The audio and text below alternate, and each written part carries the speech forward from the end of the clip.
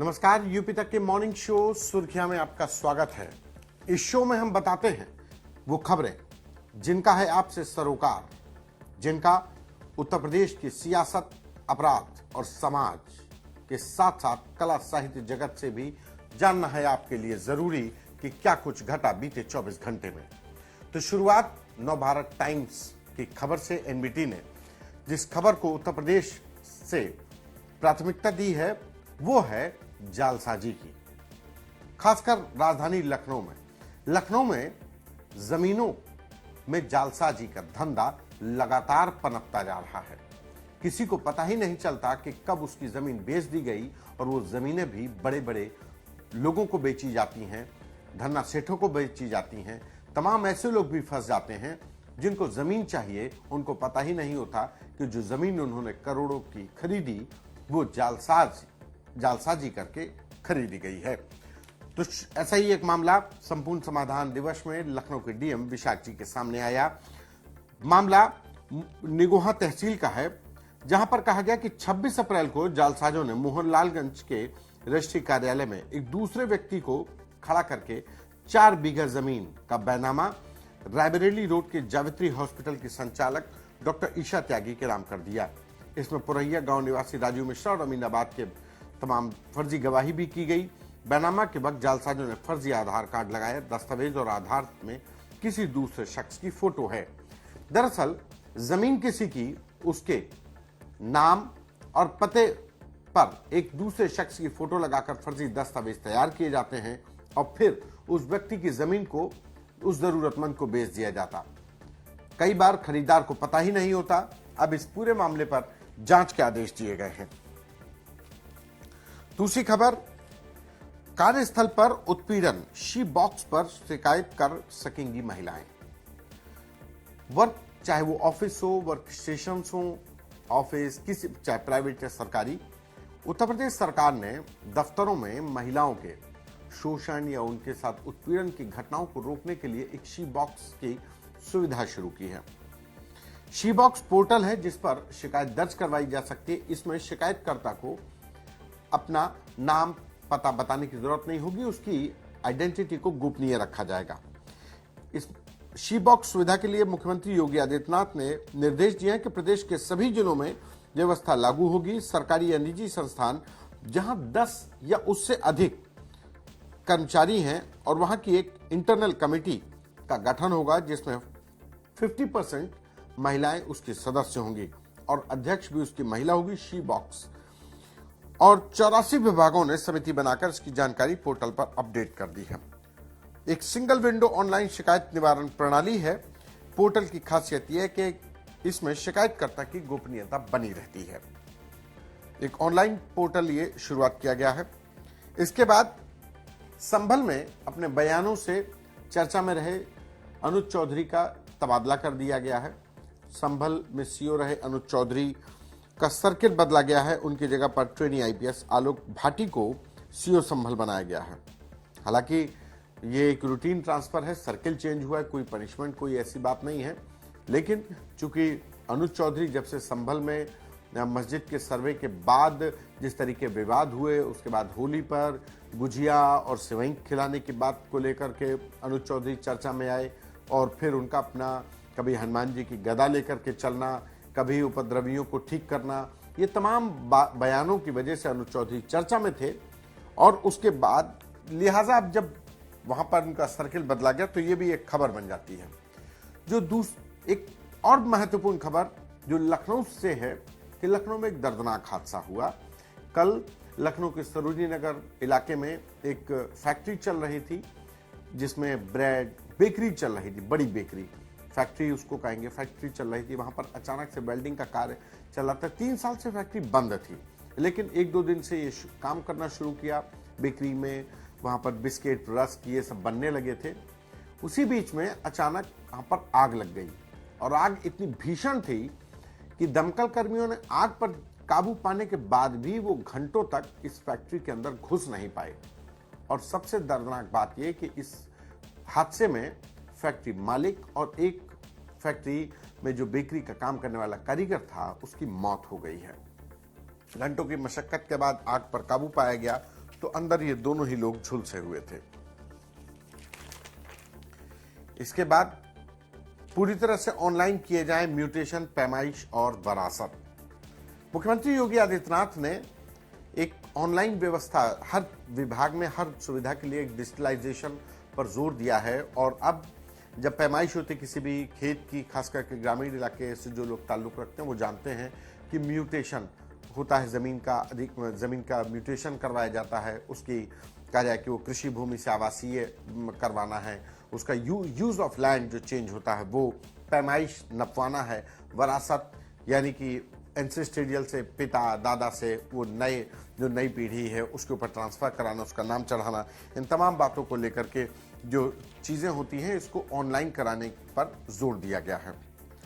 इसके बाद 2 साल में बनेगा नया कन्वेंशन सेंटर और जेपीएनआईसी जल्द इंदिरा गांधी प्रतिष्ठान की तरह काम करेगा। JPNIC Jayaprakash Narayan international centre, जिसको समाजवादी पार्टी अपनी सरकार का एक बड़ा प्रोजेक्ट मानती है।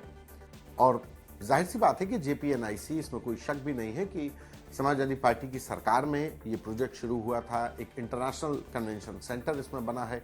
इस जेपीएनआईसी के ऊपर हेलीपैड बना हुआ है। इसमें कई हॉल्स हैं, कई लोगों के बैठने, एक साथ आप 7 से 8 प्रोग्राम कर सकते हैं। ये एक इंटरनेशनल सेंटर है। जो कार्यदायी संस्था थी, जो एजेंसी थी, उसने हैंडओवर नहीं किया था, कुछ काम इसमें बाकी थे, अब उसको जल्द से जल्द हैंडओवर किया जाएगा। और इंदिरा गांधी प्रतिष्ठान जो एक मल्टी कन्वेंशनल सेंटर है ट्रांसगोमती इलाके में, विभूति खंड इलाके में, उसी की तरीके से जेपीएनआईसी को चलाया जाएगा। इसके बाद बारी अमर उजाला अखबार की। अमर उजाला अखबार ने प्रक्रिया सरल बनाकर एक ही बार में पास करें नक्शा पास कराना, चाहे लखनऊ विकास प्राधिकरण हो, कोई भी विकास प्राधिकरण हो, नोएडा से लेकर आगरा तक और वाराणसी से लेकर लखनऊ तक, लखनऊ विकास प्राधिकरण, वाराणसी विकास प्राधिकरण, आगरा विकास प्राधिकरण, कहीं पर भी नक्शा पास कराना। अब चाहे मल्टी स्टोरी बिल्डिंग कराएं, मकान के लिए शॉपिंग कॉम्प्लेक्स बनवाएं, हॉस्पिटल बनवाएं, होटल्स बनाएं, इसका नक्शा पास कराना एक बड़ी टेढ़ी खीर होता है। ऐसे में मुख्यमंत्री ने ये साफ निर्देश दिए हैं कि प्रक्रिया को सरल बनाकर एक ही बार में नक्शा को पास कराया जाए। और इसके लिए कहा है कि विकास प्राधिकरण के अफसरों को भी हिदायत दी है कि बार बार आपत्ति नहीं लगाई जाए, कि बार बार आप आपत्ति लगाए जा रहे हैं। एक खबर संस्कृति विभाग से, अमूमन संस्कृति विभाग चर्चाओं में नहीं आता है, वो प्रोग्राम के जरिए आता है, लेकिन संस्कृति विभाग में जिलों में कितने वाद्य यंत्र बटे संस्कृति विभाग को पता ही नहीं। जिलों में जो कलाकार होते हैं उनको उत्तर प्रदेश सरकार की तरफ से वाद्य यंत्र, कोई हारमोनियम, बैंजो और तमाम जो वाद्य यंत्र बजाए जाते हैं वो सब दिए जाते हैं कलाकारों को। तो संस्कृति विभाग को पता ही नहीं कि उसने किस जिले में कितने वाद्य यंत्र दिए। अब इसको लेकर लिखापढ़ी शुरू हो गई है, जवाब तलब शुरू हो गए, जिलों से रिपोर्ट मांगी गई है। और संस्कृति विभाग में वाद्य यंत्र खरीद फरोख्त में वितरण शुरू कर दिया, लेकिन विभाग को अभी तक यह नहीं पता कि जिलों में कितने वाद्य यंत्र बांटे गए हैं। जिलों को एक प्रारूप जारी कर इसके बारे में अब सूचना जुटाई जा रही ताकि पता चल सके कितने वाद्य यंत्र खरीदे गए। कई बार सामानों की खरीद में बड़ा गड़बड़झाला होता है। उत्तर प्रदेश में तो लगभग एनआरएचएम घोटाला इसी की देन था कि स्वास्थ्य विभाग में सामानों की खरीद में बड़ा घोटाला हुआ था। तो अब वाद्य यंत्र मामले में वाद्य यंत्र कितने खरीदे गए, इसको लेकर के जांच हो रही है। बारी हिंदुस्तान अखबार की। हिंदुस्तान अखबार ने एक खबर को प्राथमिकता दी है, वो है सहारनपुर की। रेप में पूर्व एमएलसी महमूद अली को 12 साल की कैद, 3 बेटों को किशोरी से छेड़छाड़, 5 साल की सजा। दुष्कर्म के मामले में पॉक्सो की स्पेशल कोर्ट ने सहारनपुर की पूर्व एमएलसी महमूद अली को 12 साल की कैद सुनाई है। आरोप लगाया गया कि थाना मिर्जापुर क्षेत्र में रहने वाली एक महिला ने पूर्व एमएलसी हाजी इकबाल और महमूद अली के घर पर काम करती थी। 21 जून 2022 को महमूद अली पर दुष्कर्म का एफआईआर दर्ज करवाई और पूर्व एमएलसी हाजी इकबाल के बेटे अफजाल और अलीशान और जावेद पर छेड़छाड़ का आरोप लगाया। इन दोनों ही लोगों को, एक हाजी इकबाल के 3 बेटे हैं और पूर्व एमएलसी महमूद अली, इन सभी लोगों को सजा सुनाई गई है। पूर्व एमएलसी महमूद अली को 12 साल की सजा सुनाई गई है और जो हाजी इकबाल के तीनों बेटे हैं उनको 5-5 साल की सजा सुनाई गई है। आज नीट की परीक्षा हो रही है, वही नीट की परीक्षा जिसके पेपर लीक होने के बाद देश भर में हंगामा खड़ा हो गया। नीट की वो परीक्षा जिसमें 12th पास करने के बाद बच्चे मेडिकल कॉलेज में डॉक्टर बनने की पहली परीक्षा है। ये पहली परीक्षा होती है, उसके बाद उनको मेडिकल कॉलेजेस मिलते हैं, बीबीएस की पढ़ाई शुरू होती है। तो ये नीट यूजी परीक्षा है। आज ये परीक्षा हो रही है। पिछले साल जब ये परीक्षा हुई तो पेपर लीक हुआ, बिहार में इसका हंगामा खड़ा हुआ और उसके बाद अभी पिछले सप्ताह इस नीट परीक्षा के पेपर लीक का मास्टरमाइंड संजीव मुखिया बिहार के ईओडब्ल्यू विंग ने गिरफ्तार किया था। आज वही परीक्षा नीट की पूरे देश में हो रही है। पूरे देश में 5,453 केंद्रों पर 22 लाख से अधिक बच्चे एग्जाम देंगे, जिसमें लखनऊ की बात करें तो लखनऊ में 73 केंद्रों पर 35,000 से अधिक अभ्यर्थी जो बच्चे हैं जो डॉक्टर बनने की राह पर हैं वो आज ये एग्जाम दे रहे हैं। इसके बाद दैनिक जागरण अखबार में आउटसोर्स निगम की भर्तियों में विधवा व तलाकशुदा महिलाओं को वरीयता। आउटसोर्स निगम बनाया जा रहा है। जो तमाम सरकारी विभाग है वहां पे संविदा कर्मियों की भर्ती के लिए आउटसोर्स निगम बनाया जा रहा है। उसके लिए नियमावलियां बन रही हैं कि जो आउटसोर्स के कर्मी हैं उनको वेतन कैसे मिलेगा, उनको कितने दिनों में वेतन मिल जाएगा। उसी कड़ी में एक और नियमावली में जोड़ा गया है, हालांकि फाइनलाइज नहीं हुआ, लेकिन जो जानकारियां मिलकर आ रही हैं कि विधवा तलाकशुदा महिलाओं को वरीयता दी जाएगी। ये एक तरीके से महिला सम्मान, महिला सशक्तिकरण की तरफ उत्तर प्रदेश सरकार का ये निर्णय है, जिसमें इसके साथ ही निगम बनाने के लिए तैयार मसौदे में 180 दिन का मातृत्व अवकाश मिलेगा। विधवा कार्मिक को 1,000 से 2,900 रुपए तक आजीवन पेंशन दी जाएगी। चतुर्थ श्रेणी कार्मिकों की जो बच्चे यूपीएससी की मुख्य परीक्षा में चयनित होंगे, जो 4th क्लास एम्प्लॉइज हैं, उनके बच्चे अगर किसी यूपीएससी की मेंस की परीक्षा पास कर लेंगे तो उनको 1 लाख रुपए दिया जाएगा। ये एक अच्छा निर्णय। इसके बाद अंग्रेजी अखबार टाइम्स ऑफ इंडिया ने जिस खबर को बनाया कि CM sets 15 days deadline to resolve undisputed case of inheritance. वही वरासत के जितने मामले हैं उनको 15 दिन में उनको खत्म किया जाए। Pahalgam victim Shubham's ashes immerse in at Sangam. Pahalgam हमले में मारे गए शुभम द्विवेदी की अस्थियों को कल संगम में विसर्जित कर दिया गया। Innovations must in teaching methods in AI driven world. आज आर्टिफिशियल इंटेलिजेंस एक ऐसा टूल हो गया है जिसका कि इस्तेमाल हर जगह हो रहा है।